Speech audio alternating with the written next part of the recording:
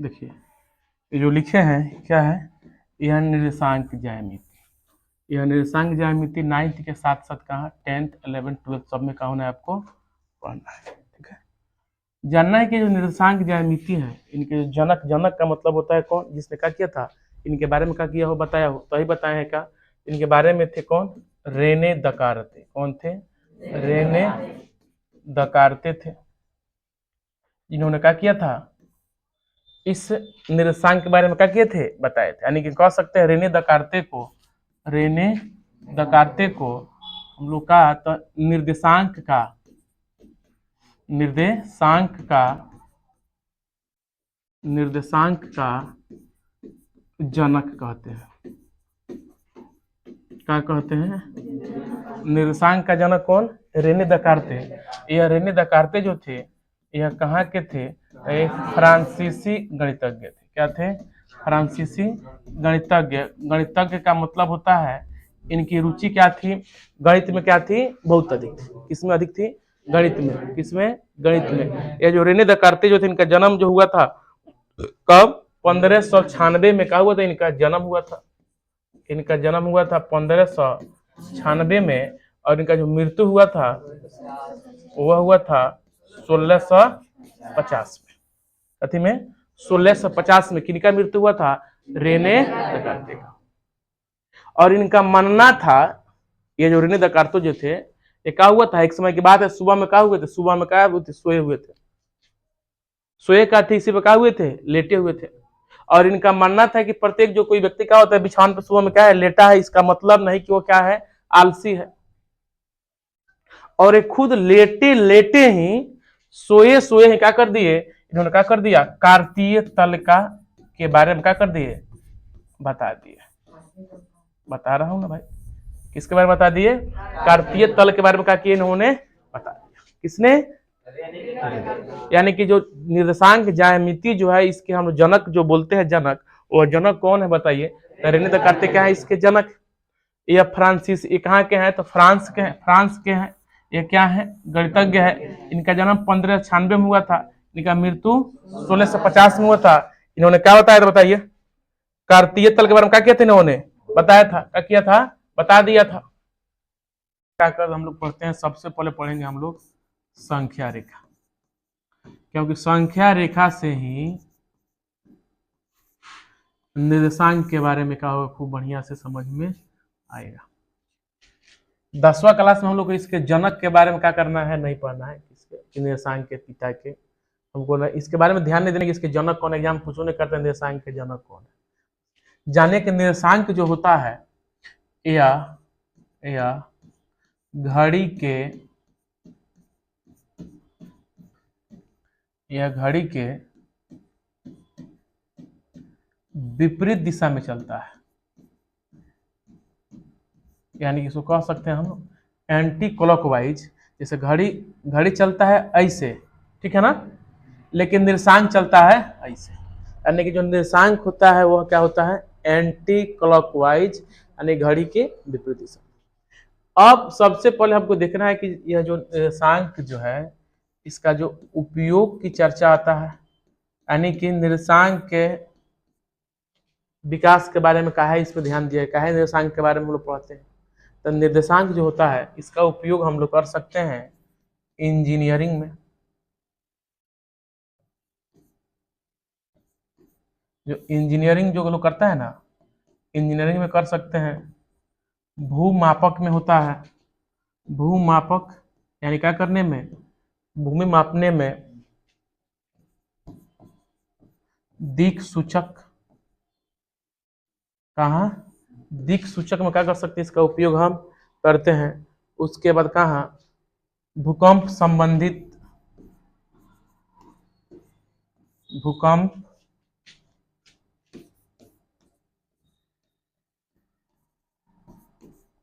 संबंधित जानकारी भी हमको इसी से मिलता है। समुद्री परिवहन, यानी कि समुद्र के अंदर जो क्या होता है, परिवहन होता है। उन सारे चीज के बारे में जो दिशाओं को जो क्या करता है, बताता है कौन, समुद्री कौन, उसमें हम लोग किसका प्रयोग कर लेते हैं, निर्देशांक ज्यामिति का।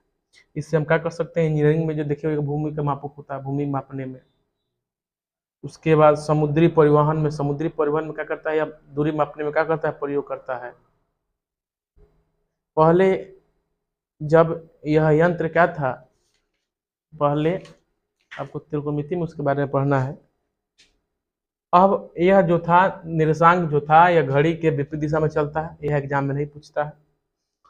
इसका उपयोग कहाँ होता है, एग्जाम में नहीं पूछता है। बस क्या कर लिए हम लोग, थोड़ा सा क्या कर लिए, जान लिए। अब हम जानेंगे जो संख्या रेखा से ही हम क्या कर पाएंगे, इस पूरे निर्देशांक के बारे में हम लोग आसानी से समझ पाएंगे। तो इस संख्या रेखा पे देखते हैं, यह जो संख्या रेखा है,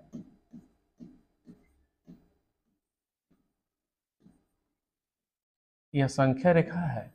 देखिए हम लोग बचपन में पढ़े थे, जो संख्या रेखा होता है, इस संख्या रेखा से हम इधर बढ़ते हैं, कहाँ बढ़ते हैं, इस दिशा में, तो हो जाता है हमारा धनात्मक होता है।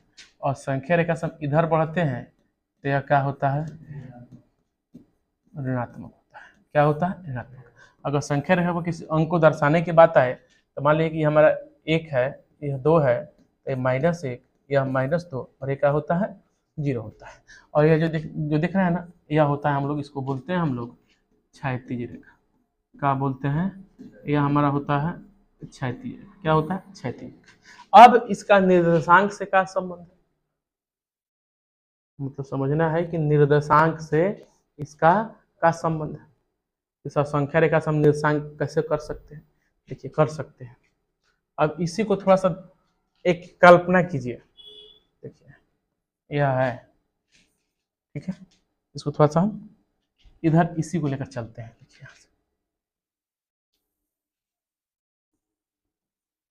ठीक है, यह क्या है, संख्या रेखा। क्या है, संख्या रेखा का मतलब एक रेखा हो गया, इसको हम लोग बोलते हैं क्षैतिज। क्या बोलते हैं, क्षैतिज रेखा। क्या बोलते हैं, क्षैतिज रेखा, ठीक है। अब अभी हम लोग पढ़े हैं कि सर जो निर्देशांक जो होता है वह घड़ी के विपरीत दिशा में क्या होता है, चलता है। कहाँ चलता है, घड़ी के विपरीत दिशा में। तो घड़ी के विपरीत दिशा में कहने का मतलब ये भी हम लोग देखें, यह जो हमारा जो मूल बिंदु है, इधर का जो स्थिति होता है वह होता है धनात्मक होता है। क्या होता है, धनात्मक, यानी कि प्लस होता है। इधर का जो स्थिति होता है यह होता है हम लोगों का ऋणात्मक होता है। क्या होता है, ऋणात्मक होता है, यानी क्या होता है, माइनस, यानी क्या होता है, नेगेटिव होता है। आई प्लस यानी क्या होता है, पॉजिटिव होता है। अब हम लोग देखें कि सर यह जो चलता है यह एंटी क्लॉकवाइज, यानी कि यह इस दिशा में क्या होता है, चलता है। जब घड़ी चलता है हम लोग के इस दिशा में, घड़ी के ठीक विपरीत दिशा में। अब ये जब इधर से जब चलेगा, ध्यान से देखिए, यह ऐसा है, जब ऐसे जाएगा तो ई वाला जो पर्सन जो है, ई वाला पर्सन जो है, कौन, ई वाला, ये क्या होगा, ऊपर जाएगा। कहाँ जाएगा, ऊपर जाएगा। और ई वाला पर्सन कहाँ जाएगा, नीचे आएगा। यानी कि इसको हम इधर कर दें, यह चला जाएगा, कहाँ जाएगा बोलिए, यह चला जाएगा यहाँ पर, और यहाँ से ई कहाँ चला आया, यानी कहने का मतलब हुआ कि यह जब इधर गया, यह इधर गया तो यह इधर आ गया। क्या आ गया, इधर आ गया। तो अब ई धनात्मक था, तो अभी क्या हो गया, इहो क्या हो गया, क्या हो गया, धनात्मक हो गया। और ई क्या था, ऋणात्मक। अभी यहां से खसक के देखिए, यह यहां से खसक के कहां पहुंचा, यहाँ, यह घसक और यह घसक कहां आ गया, यहाँ। इसको क्या बोलते हैं, इसको हम लोग बोल देते हैं ऋणात्मक। क्या बोलते हैं, ऋणात्मक। अब देखिए, चूंकि यहाँ पे अब 2 गो रेखा हो गया, को रेखा हो गया, इसको जो बोलते हैं, जो खड़ा जो है, इसको बोलते हैं ऊर्ध्वाधर। इसको क्या बोलते हैं हम लोग, ऊर्ध्वाधर। क्या बोलते हैं, ऊर्ध्वाधर। अब इसका नाम रख दें तो यह आपका हो जाएगा, यह हो जाएगा आपका, इसको बोल देते हैं हम लोग एक्स बोल देते हैं, इसको हम बोल देते हैं एक्स डैश। क्या बोल देते हैं, एक्स डैश। अभी 2 गो है चूंकि, तो इसको हम कर देंगे वाई, इसको कर देंगे क्या हम, वाई डैश। क्या कर देंगे हम, वाई डैश कर दी। आज जहां पे दोनों क्षैतिज रेखा और ऊर्ध्वाधर रेखा जहां क्या होता है, कटता है, जिस बिंदु पे क्या होता है, दोनों क्या होता है, कट जाता है, उसी को हम लोग बोलते हैं मूल बिंदु। क्या बोल देते हैं, मूल बिंदु। क्या बोलते हैं, मूल बिंदु। ठीक है। अब एक चीज समझने वाला है, यह जो दो गो रेखा एक दूसरे को काटा, इसमें देखिए इसमें 4 गो खंड बन जा रहा है। कितना खंड बन रहा है? 4 गो। तो चूंकि हम बोले हैं कि यह इस दिशा में चलता है, इसीलिए यह पहला खंड बन गया। यह क्या बन गया बोलते हैं? दूसरा बन गया। यह क्या बन गया? तीसरा बन गया। और एक क्या बन गया? चौथा बन गया। यह जो पहले का होता है इसको हम बोलते हैं फर्स्ट क्वाड्रेंट। क्या बोलते हैं? फर्स्ट क्वाड्रेंट बोलते हैं। क्या बोलते हैं? First quadrant. या इसी को हम बोलते हैं, इसी को बोलते हैं हम लोग प्रथम चतुर्थांश, या इसी को हम लोग बोल देते हैं प्रथम पाद। ठीक है, इसको क्या बोलते हैं हम लोग? प्रथम पाद बोलते हैं। ठीक, जब यह जो दूसरा का जो खंड बनता है इसको हम लोग कह देते हैं सेकंड क्वाड्रेंट। इसको कहते हैं सेकंड क्वाड्रेंट, और इसको हम लोग कहते हैं द्वितीय चतुर्थांश। इसको द्वितीय चतुर्थांश कहिए, या इसी को कह सकते हैं हम लोग द्वितीय पाद कहते हैं। यह जो तीसरा खंड जो है इसको हम लोग बोलते हैं थर्ड क्वाड्रेंट, या तृतीय चतुर्थांश, या तृतीय पाद। और यह जो चौथा खंड जो बन रहा है इसको बोलते हैं हम लोग फोर्थ क्वाड्रेंट। इसको बोलते हैं फोर्थ क्वाड्रेंट, या कह सकते हैं इसको हम लोग चतुर्थांश,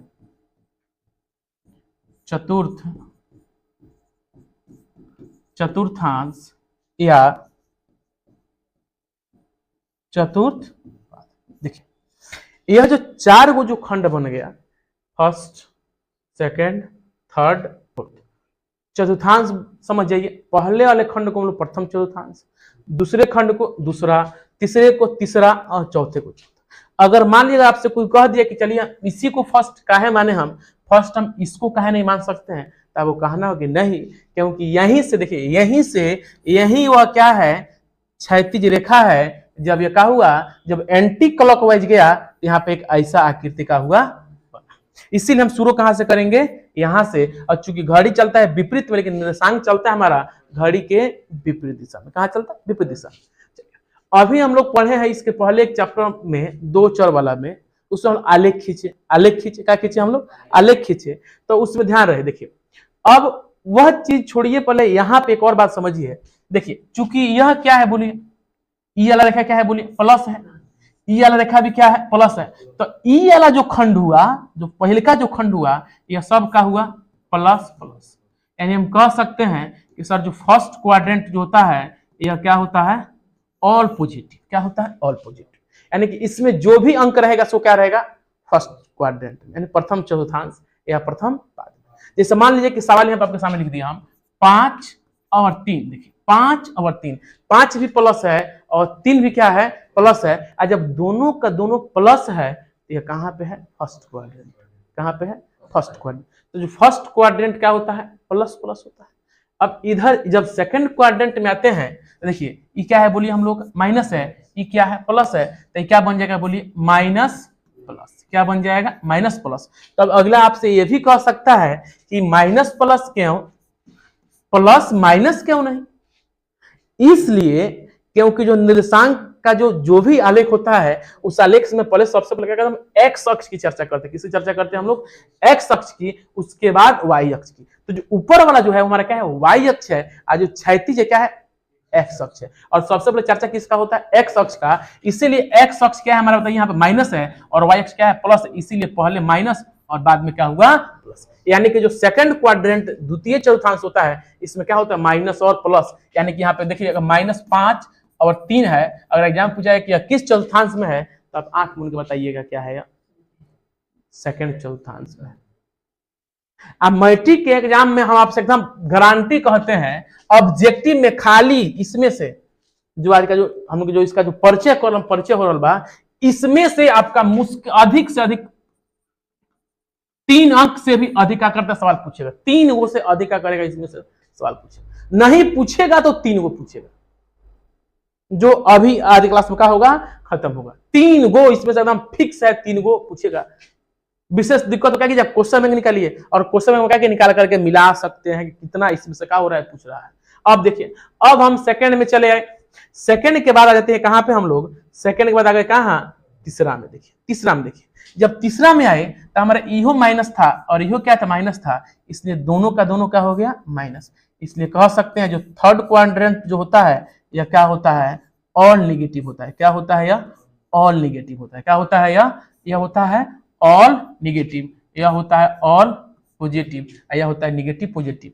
ओके, अब इसमें जैसे मान लीजिए कोई कह दिया कि -5 और -7, देख रहे हैं ना, -5 और -7, चूंकि दोनों में क्या लगा हुआ है, माइनस लगा हुआ है, इसलिए किस क्वाड्रेंट में जाएगा, तो थर्ड क्वाड्रेंट में जाएगा, तृतीय चतुर्थांश में जाएगा या तृतीय पाद में जाएगा। एग्जाम में अधिकतर पूछते हैं किस पाद में है।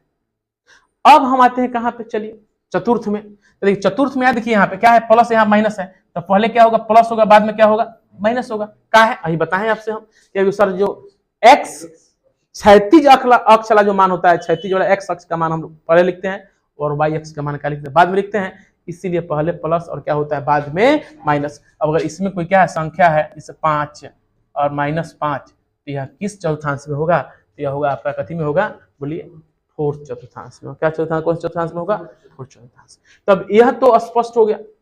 सर निर्देशांक ज्यामिति में कितने क्वाड्रेंट, 4 क्वाड्रेंट होते हैं। जो प्रथम चतुर्थांश जो होता है, प्रथम चतुर्थांश, प्रथम चतुर्थांश, प्रथम चतुर्थांश जो होता है वह होता है आपका प्लस प्लस, अर्थात हम कह सकते हैं ऑल पॉजिटिव। क्या होता है, इसमें सभी का सभी क्या होता है, सभी का सभी क्या होता है, प्लस होता है। सभी का सभी क्या होता है, प्लस होता है। अब चलते हैं हम लोग, जो द्वितीय चतुर्थांश होता है या द्वितीय पाद होता है, द्वितीय चतुर्थांश या द्वितीय पाद, इसमें होता है हम लोग का पहले माइनस, तब क्या होता है प्लस। अर्थात कह सकते हैं द्वितीय चतुर्थांश क्या होता है हमारा, माइनस प्लस होता है। दूसरा चतुर्थांश क्या होता है, माइनस प्लस होता है। अब तीसरा में जो हम लोग आते हैं, तीसरा में यानी कि इसको बोलते हैं हम लोग तृतीय चतुर्थांश। तो तृतीय चतुर्थांश में हमारा क्या होता है, माइनस और माइनस, अर्थात हम कह सकते हैं कि सर इसमें क्या होता है, ऑल निगेटिव, यानी कि सभी का सभी क्या रहेगा, माइनस। ठीक है, चौथा में जाते हैं, चतुर्थ चतुर्थांश में। इसमें क्या होता है, पहले प्लस होता है और बाद में क्या होता है, माइनस होता है। क्या होता है, माइनस होता है। इसको याद करने के एक और तरीका है, देखिए क्या है, कोना का नहीं याद रखिए, बस कोना का नहीं देख लीजिए कैसे। देखिए कोना का नहीं, देखिए यह प्लस प्लस है तो माइनस माइनस हो गया, यानी कि फर्स्ट का उल्टा क्या होता है, हाँ प्रथम का उल्टा, प्रथम का उल्टा तृतीय होता है। क्या होता है, तृतीय पद, यानी कि तो प्रथम में क्या होता है, प्लस प्लस होगा, तो आपका क्या होगा, तृतीय क्या हो जाएगा, माइनस माइनस। याद करने वाला हो गया, प्रथम वाला हो गया। इसी प्रकार देख लीजिए, अगर हम इधर से करते हैं, ऐसे काटते हैं, देख लीजिए यहाँ पे पहले माइनस होता है, यहाँ पे पहले प्लस मिल गया, यहाँ बाद में प्लस होता है, बाद में क्या हो गया, माइनस हो गया। तो ये याद करने क्या हो सकता है, तरीका है, यानी कि पहलिका के उल्टा कौन होता है, तीसरा होता है, और दूसरा के विपरीत क्या होता है, चौथा होता है। दूसरा के विपरीत क्या होता है, यानी कि द्वितीय पाद का विपरीत होता है कौन, चतुर्थ पाद। क्या होता है, चतुर्थ पाद, यानी कि द्वितीय पाद में देखिए क्या होता है, माइनस प्लस होता है, और तृतीय पाद में क्या होता है, प्लस माइनस। यह क्या है आपका, तो यह याद करने क्या है, अब इसके द्वारा क्या कर सकते हैं, इस चिन्ह को क्या कर सकते हैं, याद कर सकते हैं। अब देखिए, अब इसमें सवाल भी तो पूछ सकता है, क्या पूछ सकता है, सवाल भी पूछ सकता है। अब सवाल इसमें क्या पूछ सकता है, तो ये सवाल आपके सामने रख दिए, यहाँ पे कह देगा 2, 5, कह दे ऐसा ही, देख लिया, लिख देते हैं निम्न में पाद बतावे या चतुर्थांश बतावे। यह किस पाद में होगा, फिर लिख दिए यहाँ पे 5 माइनस 5 लिख देते हैं, 1/2 माइनस 6 लिख दिए, -5/7 -7 लिख दिए, -a प्लस b लिख दिए, -6 -7 लिख दिए, -8 प्लस 9 लिख दिए, 3 5 लिख दिए। अब इतना प्रैक्टिस के बाद इस सवाल अगर पूछ दे एग्जाम में कि किस चतुर्थांश में है तो वह छूट जाए, ऐसा हो नहीं कर सकता। अगर इसे खूब बढ़िया से कहा समझिए, देख लीजिए पहले का देखिए 2 और 5 क्या होता है, 2 5। तो आपसे बोले हैं कि जिसमें देखिए 2 5 है, इसका मतलब है सर इसमें भी प्लस लगा हुआ, इसमें भी प्लस लगा हुआ है। तो अब याद कीजिए दोनों का दोनों प्लस किसमें होता है, तो यहाँ देखिए लिखे हैं दोनों का दोनों प्लस है यहाँ पे, यानी कि प्रथम चतुर्थांश में क्या दोनों का दोनों क्या होता है, प्लस होता है। इसका मतलब जो 2 और 5 जो है यह हमारा प्रथम पाद में है। कौन से पाद में है, यह प्रथम पाद में।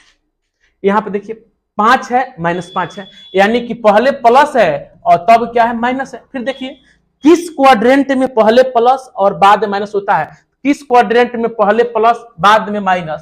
तो देखिए इसमें सब का सब प्लस है, इसमें पहले माइनस बाद में प्लस है, इसमें सब का सब माइनस है, इसमें पहले प्लस और बाद में माइनस। देखिए पहले प्लस बाद में माइनस, तो पहले प्लस बाद में माइनस क्या होता है, चतुर्थ क्वाड्रेंट। यानी कि ऐसा संकेत अगर कहीं आपको दिख रहा है तो आप कह सकते हैं कि सर ये जो है यह चतुर्थ पाद है। कौन से पाद है, चतुर्थ पाद है।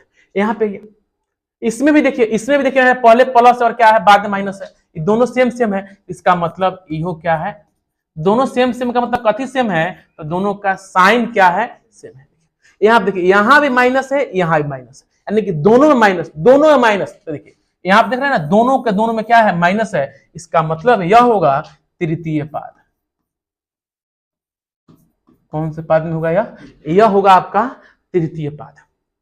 यहां पे आते देख लीजिए, यहाँ पे पहले माइनस में बाद में प्लस, चिन्ह खोजिए, पहले माइनस बाद में प्लस, तो ये दोनों प्लस है। पहले माइनस बाद में प्लस, पहले माइनस बाद में प्लस। देखिए पहले माइनस यहाँ पे है, बाद में प्लस है, तो पहले माइनस बाद में प्लस ये किसमें आता है, तो यह आता है हम लोगों के द्वितीय पाद में। क्या होता है बउआ, द्वितीय पाद में आता है। पहले माइनस बाद में माइनस, यानी कि दोनों माइनस। देखिए दोनों माइनस, तो दोनों माइनस कहाँ आता है, तृतीय में आता है। कहाँ आता है, तृतीय में आता है, जिसमें क्या हो, दोनों में क्या हो, माइनस हो। इसमें देखिए इससे पहले माइनस बाद में प्लस, पहले माइनस बाद में प्लस। देखिए पहले माइनस बाद में प्लस, यह क्या हो जाएगा, तो पहले माइनस बाद में प्लस क्या होता है, यह होता है आपका द्वितीय होता है। क्या होता है, द्वितीय होता है। देखिए इसमें दोनों में क्या है, प्लस है, और दोनों प्लस कथी में होता है, तो वह होता है हम लोगों का प्रथम। किसमें होता है, प्रथम में होता है।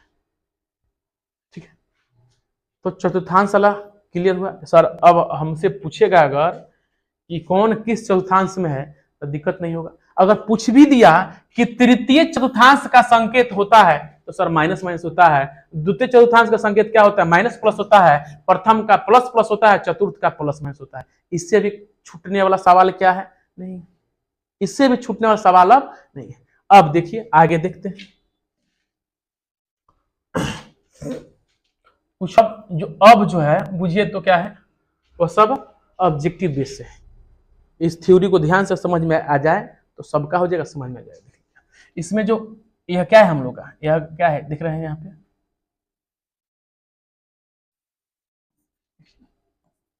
यह हम लोग का हो गया x हो गया, यह हो गया x डैश, यह y है, यह y डैश।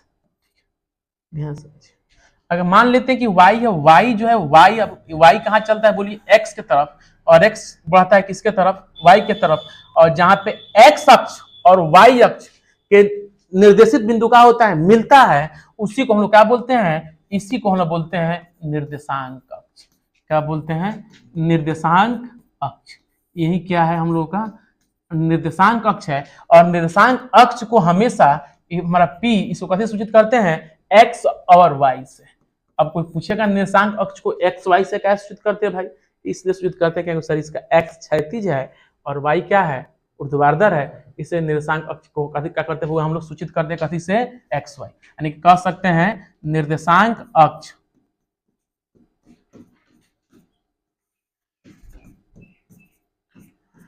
क्या होता है PXY, ये एग्जाम में पूछता है।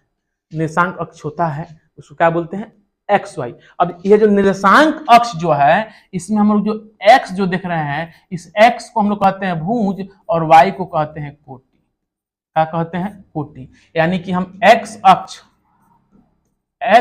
को भुज कहते हैं, x अक्ष को भुज कहते हैं, x अक्ष को भुज कहते हैं और y अक्ष को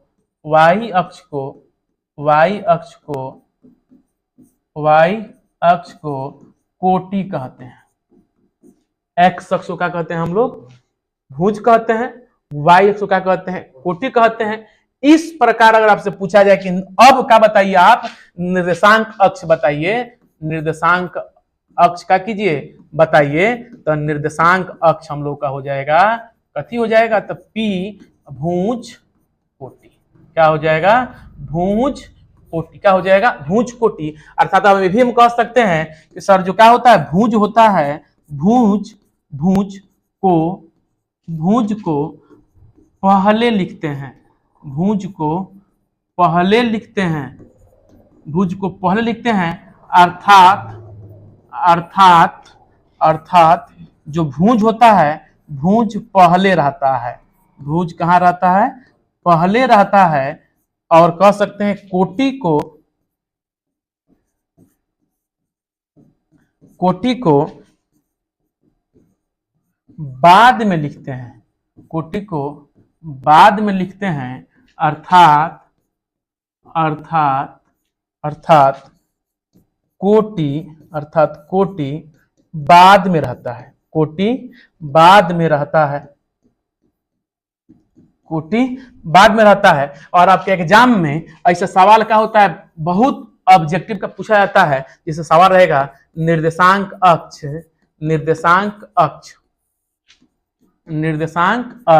P 2-5 में भुज कह देगा, 2-5 में भुज है या 2-5 में भुज कोटि है।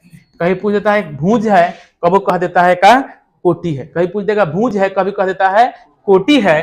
तो भुज अगर आपसे चर्चा कहता है तो अब तो दिक्कत होना नहीं चाहिए, क्या कि पढ़ लिए हैं आप कि सर निर्देशांक अक्ष में देख लिए, यहाँ भी क्या देख रहे हैं निर्देशांक अक्ष देख रहे हैं, यहाँ पे सर भुज पहले है कोटि बाद में है। इसका मतलब इसमें भुज क्या है 2 है और कोटि क्या है 5, कोटि क्या है 5।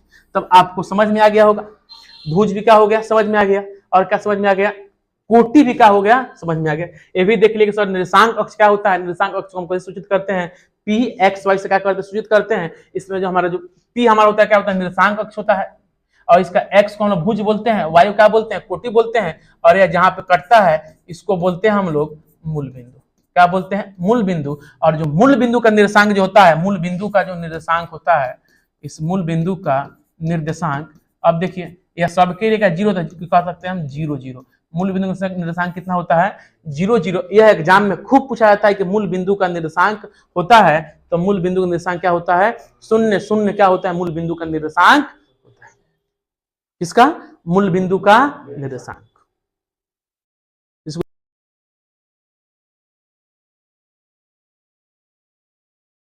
हम क्या समझ गए, इसका परिचय समझ लिए, निर्देशांक अक्ष समझ लिए, भुज समझ लिए, कोटि समझ लिए। अर्थात इसमें थोड़ा सा और क्या कर लेते हैं हम लोग, सवाल देते हैं यहाँ पे उदाहरण, थोड़ा सा प्रैक्टिस हो जाएगा। निम्न में भुज कोटि तथा चतुर्थांश बतावे। एग्जाम में से ए उपमा दे देता है, क्या अगर चतुर्थांश कहेगा तो कोटि नहीं पूछेगा, कोटि नहीं कहेगा, भले सवाल अलग कर देगा या किस पाद में है बस पूछ देगा। अगला सवाल कर देगा इसमें भुज कौन है पूछ देगा, अगला सवाल कर सकता है इसमें कोटि कौन है। हम तीनों का कर दे रहे हैं, हम लोग ले ले रहे हैं। जैसे देख लीजिए हम लिख लिए यहाँ पे 5, 6, 3, -2, -2, -3, -3, -5, -5, 6, 7, -3। यह क्या है, यह हम लोग का निर्देशांक अक्ष, इसको बोलते हैं हम लोग निर्देशांक अक्ष है। यह जो है क्या है निर्देशांक अक्ष है। और हमसे क्या क्या कह रहा है, तो हमसे कह रहा है आप बताइए कथी, भुज, क्या बताइए, भुज पूछ रहा है, हमसे पूछ रहा है बताइए कोटि,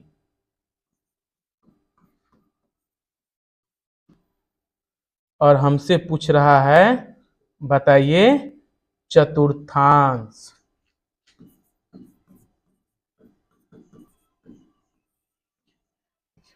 कितना आसानी से क्या हो जाएगा, यह सवाल क्या होगा बनेगा, थोड़ा ध्यान से देखिए, देखते चलिए।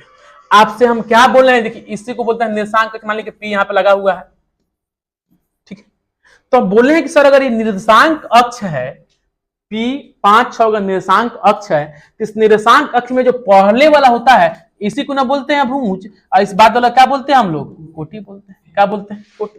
तो स्पष्ट हो गया सर, भुज जो होगा वह क्या होगा, 5 होगा, और कोटि क्या हो जाएगा, 6 हो जाएगा। भुज हो गया 5, कोटि हो गया 6। अब बारी है कि चतुर्थांश का, तो देखिए यहां भी प्लस है और यहां भी प्लस है, और अभी हम लिखे थे जिसमें दोनों का दोनों प्लस होता है वह क्या होता है, बोलिए प्रथम चतुर्थांश। क्या होता है, प्रथम, यानी किस चतुर्थांश में चला गया है, प्रथम चतुर्थांश में चला गया। चतुर्थांश कौन सा होगा, इसका प्रथम। यहां पे आते हैं सर, इसमें भी पहले है, तो पहले कौन होगा, भुज, तो भुज क्या होगा, इसमें 3 होगा, इसमें कोटि क्या हो जाएगा, 2, चूंकि पहले प्लस है बाद में क्या है, माइनस है, और पहले प्लस बाद में माइनस, यह होता है हम लोग का चतुर्थ में। क्या होता है, चतुर्थ चतुर्थांश में होता है। कहां होता है, चतुर्थ चतुर्थांश में होता है। इसमें देखें तो इसमें भुज हमारा क्या हो जाएगा, -2, और कोटि देखें तो -3, और हम लोग इसका चतुर्थांश की चर्चा करें तो जिसमें दोनों क्या होता है, माइनस, जिसमें दोनों क्या हो, माइनस का चिन्ह लगा होता है, वह होता है हम लोग का तृतीय, नहीं क्या होता है, वह होता है हम लोग का तृतीय। क्या होता है, तृतीय पाद होता है, जिसमें क्या होता है, दोनों दोनों क्या होता है, माइनस होता है। यहाँ भी देखिए, यहाँ भी भुज क्या है, पहले कोटि क्या है बाद में, तो भुज क्या हो जाएगा, -3, कोटि हो जाएगा -5। चूंकि इसमें भी दोनों का दोनों क्या है, माइनस है, इसलिए ये भी, इसका भी जो चतुर्थांश होगा वह चतुर्थांश क्या हो जाएगा, तृतीय हो जाएगा। क्या हो जाएगा, तृतीय हो जाएगा। यहाँ पे आते हैं तो कोटि क्या हो जाएगा, -5, ये पहले है, हम देखें सब पहले वाला होता है भुज, बाद में वाला होता है कोटि। कुछ भी हो, बाटा ताटा कुछ भी में रहे, तो पहले वाला क्या हो जाएगा आपका भुज होगा, बाद में क्या हो जाएगा, कोटि, तब भुज आपका हो जाएगा -5, और कोटि हो जाएगा आपका 6, और चतुर्थांश की चर्चा कीजिएगा तो यह चतुर्थांश हो जाएगा आपका द्वितीय। क्या हो जाएगा, क्या हो जाएगा आपका,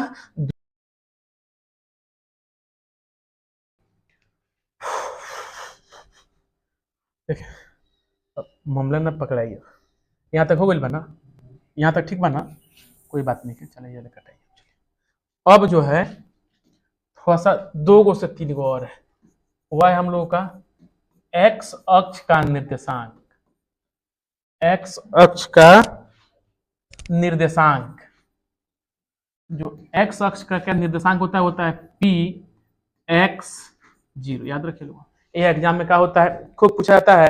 एक्स अक्ष का निर्देशांक जो क्या होता है, पी x0 होता है, और आपसे पूछा जाए कि y अक्ष का निर्देशांक, तो y अक्ष का जो निर्देशांक होता है वो y अक्ष का निर्देशांक होता है P0y। क्या होता है, P0y। और मूल बिंदु का जो निर्देशांक होता है, मूल बिंदु का निर्देशांक, वह मूल बिंदु का जो निर्देशांक होता है वह होता है 0 0। और चर्चा करें हम लोग मूल बिंदु की दूरी की चर्चा करें, मूल बिंदु की दूरी, तो मूल बिंदु की जो दूरी होता है, दूरी, इसका फॉर्मूला होता है root under x plus Y का square, root under x plus Y का स्क्वायर, यह होता है मूल बिंदु का निर्देशांक। Root under x plus Y का स्क्वायर नहीं होता है, मूल बिंदु का जो निर्देशांक होता है, काट ही देते इसको हम फिर यहाँ से, इसको हटाना पड़ेगा खूब बढ़िया से, इसे दिमाग से उतर गया। यह हो गया मूल बिंदु का निर्देशांक 0 0। अब होता है मूल बिंदु की दूरी की बात करें, दूरी, इसका दूरी होता है X square plus Y square का रूट। मूल बिंदु का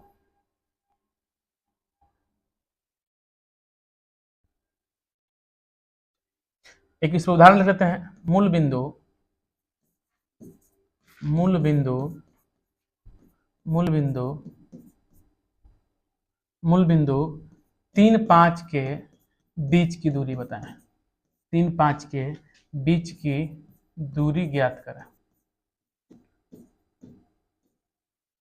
दूरी ज्ञात करें। मूल बिंदु 3 5 की दूरी ज्ञात करें। देख लीजिए, तो मूल बिंदु इसका निर्देशांक हो गया 3 5, अर्थात पहले भुज है, यानी पहले x बराबर कितना हो गया 3 हो गया, और y बराबर कितना हो गया 5 हो गया। और हम लोग अभी पढ़े सर जो मूल बिंदु होता है, इस मूल बिंदु की जो दूरी होती है, इस मूल बिंदु की दूरी जो होती है वह होती है root under X square plus Y square. तो एक्स है हम लोगों का 3, वाई है 5 का स्क्वायर, तो 3 का कितना हो जाएगा 9 होता है, 5 का कितना होता है 25, इसको जोड़ते हैं तो कितना होता है 34, कितना होता है 34, यानी कि रूट अंडर 34 मात्रक जो होगा यह क्या होगा इसका दूरी हो गया। क्या हो गया इसका दूरी हो गया, किसका मूल बिंदु। ठीक है, अब इससे आगे हम लोग क्या पढ़ेंगे, अब लोग अब इसके आगे जो है हम लोग पढ़ेंगे दो बिंदुओं के बीच की दूरी। दो बिंदुओं के बीच की दूरी एक बार देख लेते हैं।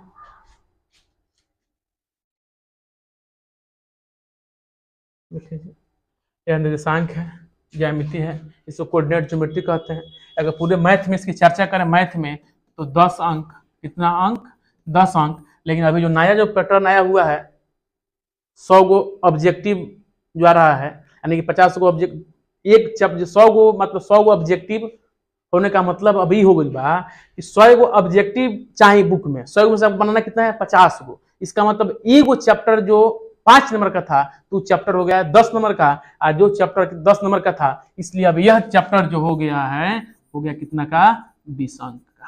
अगर इसमें क्या किया जाए खूब से मेहनत कर लिया जाए तो 20 अंक, कितना 20 अंक, अर्थात 10 अंक का ऑब्जेक्टिव और 10 अंक का क्या कर दिया है वो सब्जेक्टिव। बस आपको बनाना 10 में से 5 को है, लेकिन हम क्या हो सकता है भाई, अगर मान लीजिए कि हमको मैथ में 100 ऑब्जेक्टिव दिया हुआ है, 100 ऑब्जेक्टिव दिया हुआ है, हमको बनाना कौ है 50 को बनाना है 50 को। मान लीजिए कि 4 गो चैप्टर से हमारा 50 पूछ जा रहा है तो 50 चैप्टर से क्या तुक है बोलिए। 20 को तो कौन कवर करेगा हमारा, 20 को निर्देशांक ज्यामिति कवर कर देगा, 20 को वास्तविक संख्या कवर कर देगा, 40 को तो यही हो गया। थोड़ा सा बहुपद थोड़ा सा त्रिकोणमिति देख लीजिएगा, 3 गो से 4 गो चैप्टर खूब मजबूती से पढ़ लिया जाए ना तो मैथ में 50 के 50 ऑब्जेक्टिव किसी से रुकने वाला नहीं है।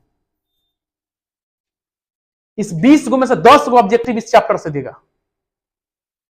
10 गो इससे देगा, 10 गो वास्तविक संख्या से देगा, 10 गो त्रिकोणमिति से देगा, 30 गो तो यही हो गया। 10 गो आपका कहां से देगा बीज गणित से देगा,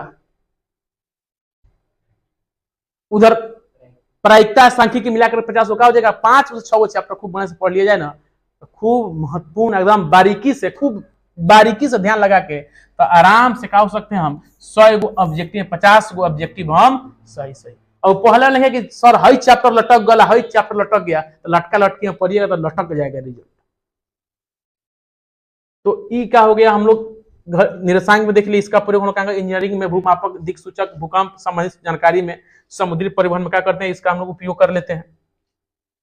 यह संख्या क्या बताए थे आपको, मूल बिंदु सीधा जाने पर धनात्मक होता है, इधर क्या होता है ऋणात्मक होता है।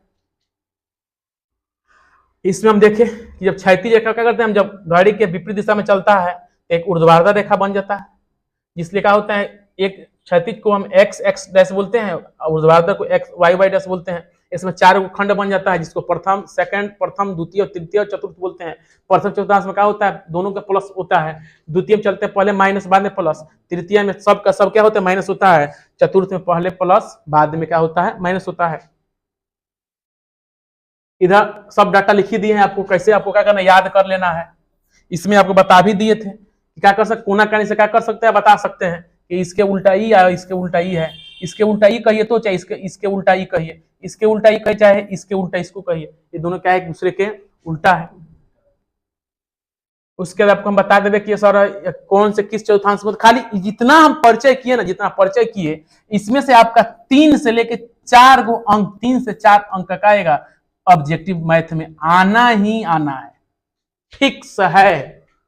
तो क्या कीजिए, मोबाइल का स्क्रीनशॉट लगा के क्या कर लीजिए, रख दीजिए, जिसने एग्जाम बीतेगा उसने क्या कीजिए, पूछा कि सर का है ऐसे 3 से 4 सवाल का हुआ है ना, 3 से 4 ऑब्जेक्टिव अइबे करी। अरे भाई चैप्टर अब 10 नंबर का 10 गुना 20 है, इसका मतलब इसमें से आना चाहिए 10 ऑब्जेक्टिव। तो खाली यही नहीं ना है, और भी तो इसी चैप्टर में तो और भी तो है, विभाजन सूत्र है, त्रिभुज का फॉर्मूला है, संरेखी है, संदुरस्त का शर्त है, सब इसी में ना है। लेकिन खाली इसमें से अगर आपके भाई लोग एग्जाम दिया होगा मैट्रिक का, तो पूछिएगा कि भैया चतुर्थांश में से, भुज में से, कोटि में से